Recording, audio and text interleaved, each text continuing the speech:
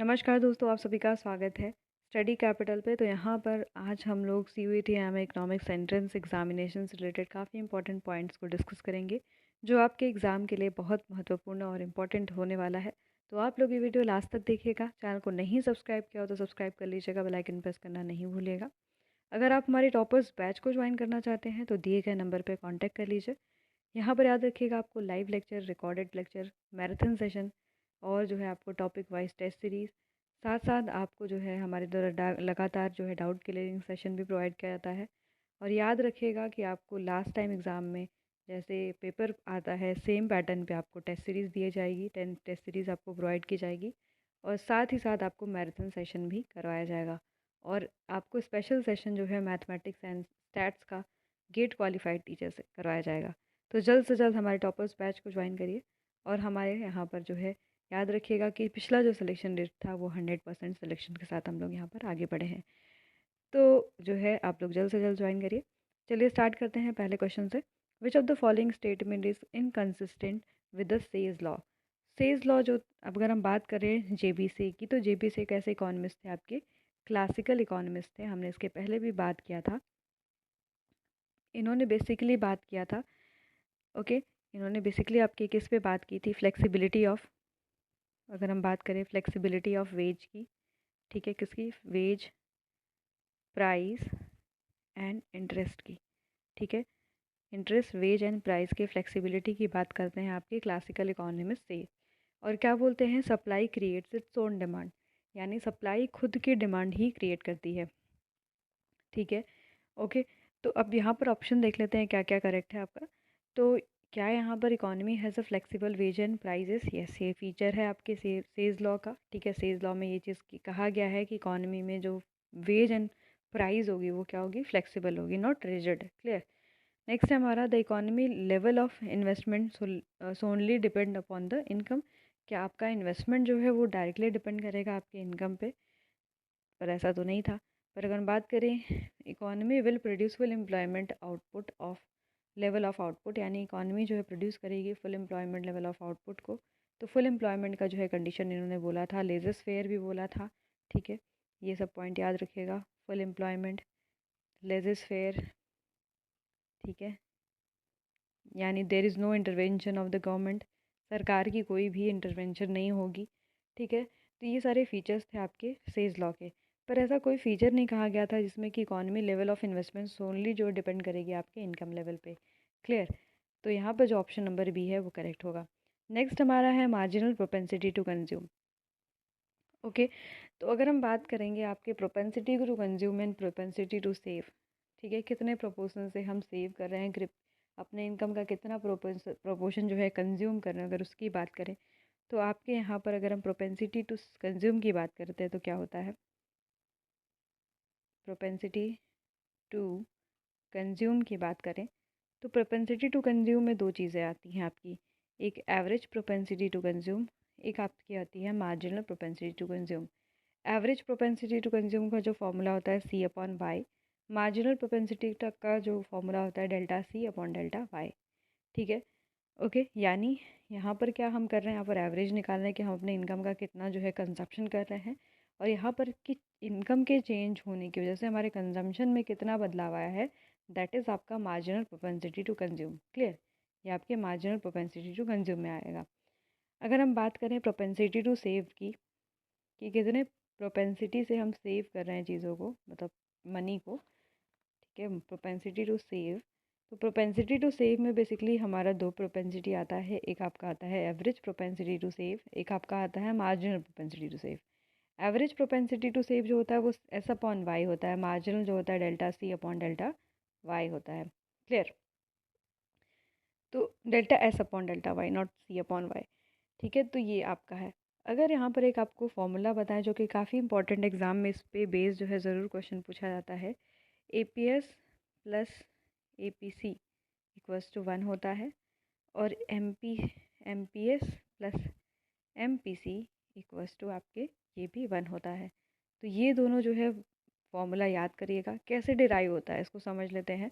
तो डेरिवेशन अगर हम देखें इसका, तो अगर आपकी जो इनकम है वो या फिर आप कंज्यूम करते हो या फिर तुम जो है क्या करते हो, आपका सेव करते हो। क्लियर? ओके। अगर हम दोनों साइड को y से डिवाइड कर दें तो क्या होगा आपका, इधर भी y से डिवाइड किया, इधर भी y से डिवाइड किया, तो C/y क्या हमारा होता है, अभी जस्ट बताया था आपके एवरेज प्रोपेंसिटी टू कंज्यूम, और S/y जो होता है वो आपका क्या होता है, average propensity to save, which is equals to 1, है ना। ये फॉर्मूला मैंने बताया था आपको। ठीक है। मान लीजिए कि आपके इनकम में चेंज आता है, जिसकी वजह से आपकी कंजम्पशन प्लस आपकी सेविंग में भी चेंज आता है। Clear? Both of the side हम अगर डेल्टा वाई से डिवाइड कर दें तो हमारा फॉर्मूला क्या बन जाएगा,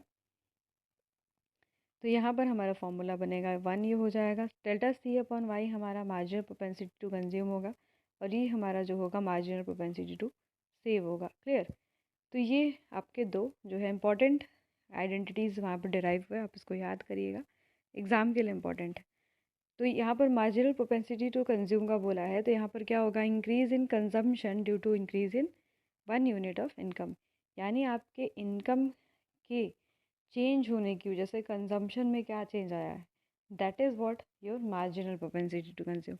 पर यहाँ पर total consumption divided by total income, तो दैट इज़ नॉट, अगर हम इसको टोटल की बात करेंगे तो चेंज की ये बात करता है। मार्जिन का मतलब क्या होता है, डेल्टा, डेल्टा मतलब क्या, चेंज। तो यहाँ पर delta C divided by delta Y. ठीक है। तो यहाँ पर ऑप्शन नंबर आपका ए हो जाएगा, यानी इंक्रीज़ हुआ क्यों, क्योंकि 1 यूनिट से आपकी इनकम इंक्रीज़ कर गई। अगर हम एग्जांपल लें तो मान लीजिए कि आपकी इनकम पहले 1,000 रुपये थी, जो कि बढ़ गया अचानक से, आपकी इनकम 2,000 रुपये हो जाती है। ठीक है। जब आपकी इनकम 1,000 थी तो आप जो है कंजप्शन 100 रुपये कर रहे थे। ठीक है। और जैसे ही आपकी इनकम 2,000 इंक्रीज़ करी करी आपने जो है 200 कंज्यूम करना स्टार्ट किया। ठीक है। तो यहाँ पर C2 माइनस C1 कर देंगे, जो कि आपका क्या हो जाएगा, 200 माइनस 100। ठीक है। और Y2 माइनस Y1 कर देंगे, जो कि आपका हो जाएगा 2000 माइनस 1000।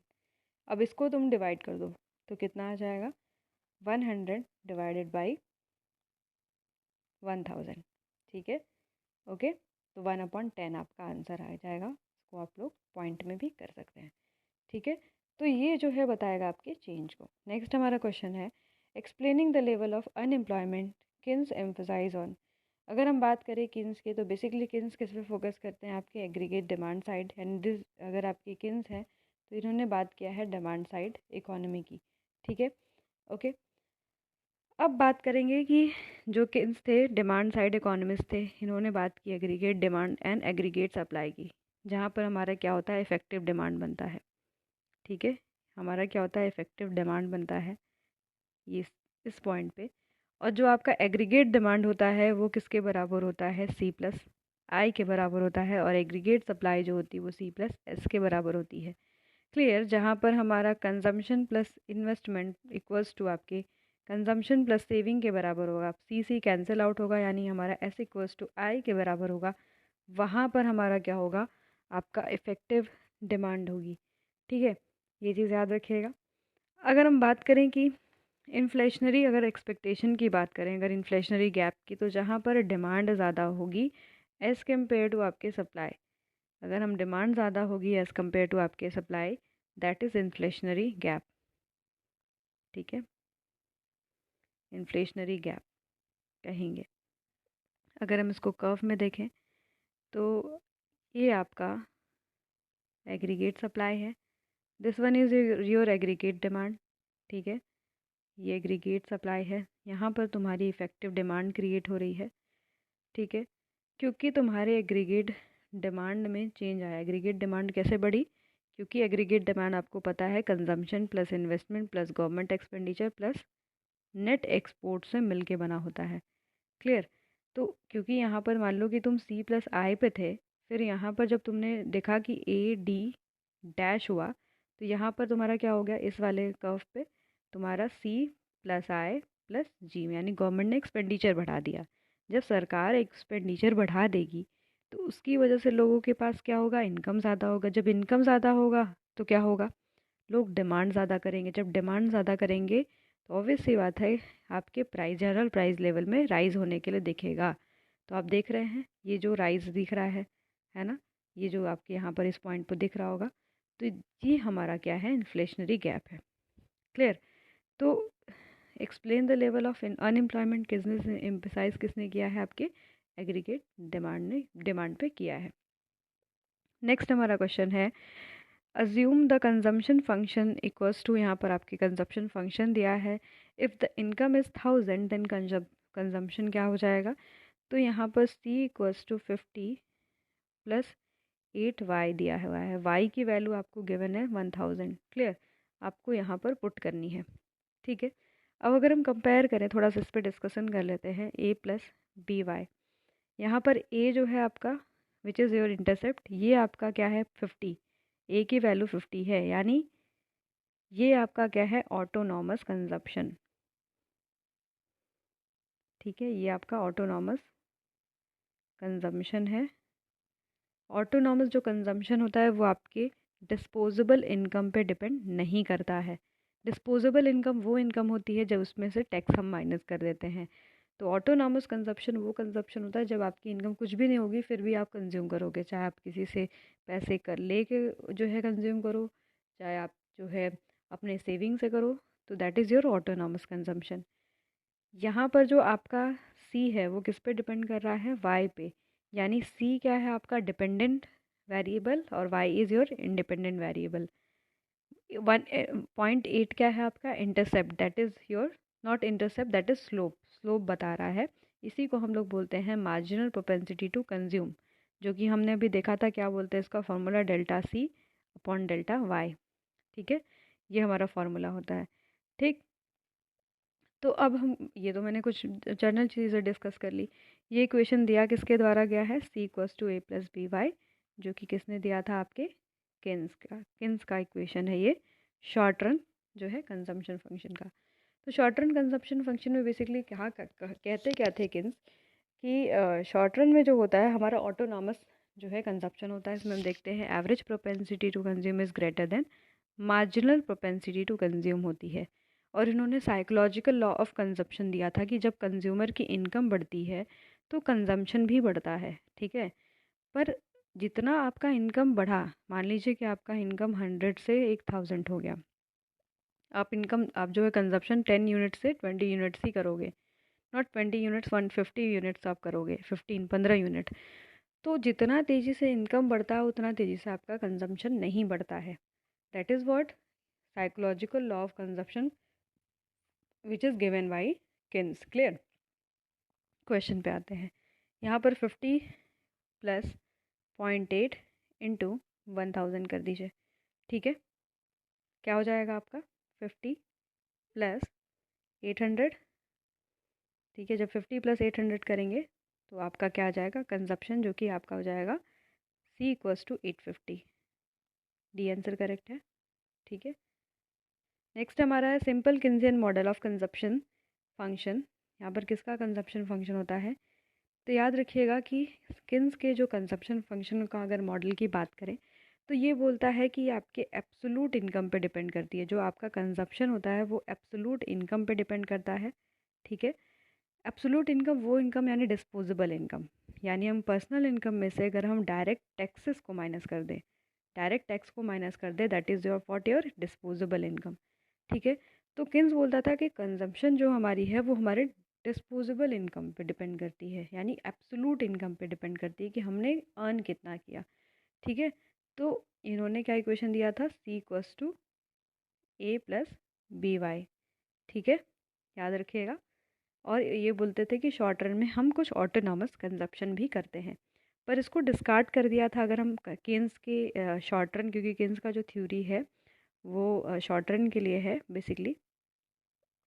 और इन्होंने इक्वेशन दिया C equals to A plus B Y. और याद रखिएगा इन्होंने बोला था कि APC जो होती है, एवरेज प्रोपेंसिटी टू कंज्यूम, जो होती है आपकी मार्जिनल प्रोपेंसिटी टू कंज्यूम से ग्रेटर होती है। कर्व कैसा होता है आपका, नॉन लीनियर होता है इन शेप। ठीक है, नॉन लीनियर होता है इन शेप। जबकि कुजनेत ने इसको जो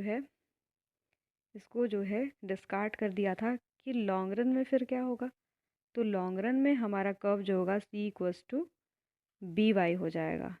ठीक है, C is consumption and Y is your income. यानी हम जो है लॉन्ग रन में ऑटोनॉमस कंजम्पशन नहीं करेंगे। यानी वो ऑटोनॉमस कंजप्शन वो कंजप्शन होती है जो आपके डिस्पोजेबल इनकम पे डिपेंड नहीं करती है। यानी वो इनकम जब तुम सेविंग से कर रहे हो, जो है किसी से मांग के कर रहे हो, तो वो आपकी कंजप्शन होती है। तो लॉन्ग रन में आप तुम कभी ज़्यादा ना नहीं मांग भी नहीं सकते, ना ही तुम्हारे पास इतनी सेविंग रहेगी लॉन्ग रन में कि तुम कर पाओगे। तो ये जो है इक्वेशन इस तरीके का बन जाएगा। यहाँ पर आपका average propensity to consume equals to marginal propensity to consume के बराबर हो जाता है। ठीक है, और याद रखिएगा कि यहाँ पर जो कर्व बनेगा वो कैसा बनेगा, लीनियर इन शेप। ठीक है, कैसा बनेगा आपका, लीनियर बनेगा। अगर दोनों के कर्व को ड्रॉ करके देखें तो ये देखिए आपका a प्लस बी वाई है, यानी c equals to a plus B Y. ये आपका जो a है वो क्या है, इंटरसेप्ट है। यही आपका क्या है, ऑटोनॉमस कंजम्पशन है। पर अगर हम कुजनेत की कर्व को ड्रॉ करें तो c equals to B Y, ये जो है कंजम्पशन होगा। क्लियर। यहाँ से देखिए ये एक तो ओरिजिन से स्टार्ट हो रहा है, that is linear in shape. तो किसने डिस्कार्ड किया था, आपके कुजनेट ने डिस्कार्ड किया था कंजप्शन फंक्शन के जो एब्सोल्यूट इनकम हाइपोथेसिस थी किन्स की। ठीक है, लॉन्ग रन के लिए। नेक्स्ट है आपका simple Keynesian model of investment is. ठीक है, ये किसका फंक्शन होगा, या फिर ये फिक्स्ड और फंक्शन ऑफ जो है लेवल ऑफ इनकम होगा। ठीक है, या फिर फिक्स्ड इनकम का जो है फंक्शन होगा, या फिर जो है लेवल ऑफ इनकम का जो है फंक्शन होगा। तो ऑप्शन नंबर यहाँ पर सी हो जाएगा। ठीक है, नेक्स्ट है हमारा which of this following statement is incorrect. यहाँ पर कौन सा स्टेटमेंट इनकरेक्ट है, जस्ट मैंने अभी डिस्कस किया था आपके MPS MPC और प्लस MPS जो होता है वो किसके बराबर होता है, 1 के बराबर होता है। APC प्लस APS जो होता है किसके बराबर होता है, ये भी 1 के बराबर होता है। तो ये तो दोनों करेक्ट है, पूछा क्या है इनकरेक्ट, तो नाइदर ए नॉर बी। ठीक है, ये दोनों इनकरेक्ट नहीं होंगे। ठीक है, तो यहाँ पर बोला है कि simple Keynesian model the stability of equilibrium exist. Equilibrium कहाँ होगा, जब आपकी APC लेस देन क्या हो जाएगी, 1, less than 1, not greater than 1, sorry, यहाँ पर इस तरीके से होगा, APC इज़ लेस देन 1, यानी आपकी वैल्यू इसकी क्या आ रही होगी, पॉइंट में समथिंग मान लीजिए कि पॉइंट में आएगी। तो स्टेबिलिटी होगी आपकी किसके, किन्स के मॉडल में। ठीक है, याद रखिएगा इस पॉइंट को, ऑप्शन नंबर ए करेक्ट हो जाएगा। शॉर्ट रन एनालिसिस की बात करें, वेट यहाँ पर, ठीक है, तो यहाँ पर सही है आपका APC is less than 1। Question number 9 है किन्स एनालिसिस किस तरीके का है, तो याद रखिएगा कि शॉर्ट रन है। शॉर्ट रन आपका एनालिसिस है किन्स का। लॉन्ग रन के लिए अगर हम कंजम्पशन की बात करें तो किसने किया था, कुजनेत ने किया था। ठीक है, नेक्स्ट हम देख लेते हैं average propensity to consume is measured by. तो एवरेज प्रोपेंसिटी टू कंज्यूम क्या होता है, C/Y। ठीक है, ये आपका APC हो गया। अगर हम बात करें APS की, तो APS आपका हो जाएगा सेविंग डिवाइडेड बाय इनकम। ठीक है, आप कितना अपने इनकम का पार्ट सेव कर रहे हो। ओके, नेक्स्ट हमारा increase in marginal propensity to consume. तो इसका मतलब क्या है कि इससे हमें पता चलेगा कि हमारा जो क्योंकि मार्जिनल प्रोपेंसिटी टू कंज्यूम अगर बढ़ जाएगी तो इससे मतलब हमारा जो है कंजम्पशन बढ़ेगा एज़ कम्पेयर टू आपके इनकम। तो हमारा जो कर्व होगा, हमारा कर्व कैसा होने लगेगा, स्टीपर होगा। ठीक है, मान लीजिए कि इस तरीके से कर्व और भी ज़्यादा स्टीपर होने लगेगा। ठीक है, ना कि फ्लैटर। ठीक है, तो it leads to the consumption function become steeper. ठीक है, क्योंकि हमारा MPC जो होता है वो क्या होता है, ΔC/ΔY। ठीक है, तो ये जो है अगर हम बात करें तो ये जो है स्लोप बता रहा है ना इसके। ठीक है, किसके स्लोप को बता रहा है, यहाँ पर अगर हम देखें तो ΔC/ΔY। अब आपकी इसकी वैल्यू जो है वो क्या हो रही है, बढ़ रही है। ठीक है, बढ़ रही है तो क्या मतलब है, ठीक है, ये थोड़ा सा और अंदर की तरफ जाएगा। ठीक है, इस तरीके से, तो क्या हो जाएगा आपका, स्टीपर हो जाएगा ना कि फ्लैटर। क्लियर, तो ऑप्शन नंबर यहाँ पर ए करेक्ट है। नेक्स्ट फिर एक ऐसा ही क्वेश्चन दिया हुआ है, इफ़ द किनेशियन कंजम्पशन फंक्शन, यहाँ पर आपको गिवन है, आपको वैल्यू पुट करनी है वाई की, इनकम की, और आंसर करना है। तो 10 प्लस 0.8 इंटू 1000, तो ये आपका 800 हो जाएगा प्लस 10। तो सी की वैल्यू कितनी आ जाएगी भाई, 800 में 10 ऐड कर दो, 810। तो यहाँ पर हो जाएगा आपका सी ऑप्शन। ठीक है। Increase in consumption at any given level of income leads to, अगर हमारा इंक्रीज इन कंजम्पशन हो रहा है, अगर आपका कंजप्शन बढ़ रहा है, तो इससे हमारा क्या होगा, हायर एग्रीगेट डिमांड होगी। ठीक है, कंजप्शन धीरे धीरे बढ़ेगा तो ऑब्वियस सी बात है हम एग्रीगेट डिमांड क्या करेंगे, ज़्यादा करेंगे। ऑप्शन नंबर ए करेक्ट हो जाएगा। नेक्स्ट हमारा है lower interest rate are likely to. ठीक है, तो अगर इंटरेस्ट रेट बहुत कम है इकॉनमी में, तो हम क्या करेंगे, ज़्यादा से ज़्यादा क्या करेंगे, बोरो करेंगे। बैंक ने इंटरेस्ट रेट आपको कम दे रखा है, बोल रहा है कि बैंक सिर्फ 4% का इंटरेस्ट रेट पे हम तुमको लोन जो है देंगे, तो तुम क्या करोगे, ज़्यादा बोरो करोगे और जिससे खर्च भी ज़्यादा करोगे। ठीक है, इजी है। ऑप्शन नंबर यहाँ पर डी करेक्ट हो जाएगा। लास्ट क्वेश्चन ले लेते हैं। Marginal propensity to consume, already मैं बता चुकी हूँ, change in consumption divided by change in income. ठीक है, तो यहाँ पर कुछ जो है इंपॉर्टेंट पॉइंट हमने डिस्कस किए। अगर आपको वीडियो सीरीज़ पसंद आ रही हो तो लाइक शेयर सब्सक्राइब ज़रूर कर लीजिएगा, शेयर करिएगा अपने फ्रेंड्स एंड फैमिली के साथ, और जल्द से जल्द हमारा बैच ज्वाइन करिएगा। ऐसे ही और आपको वहाँ पर टेस्ट और क्वेश्चन और टॉपिक वाइज भी क्वेश्चन दिए जाएंगे। जुड़े रहिएगा चैनल पे, सब्सक्राइब करिए, शेयर करिए। धन्यवाद।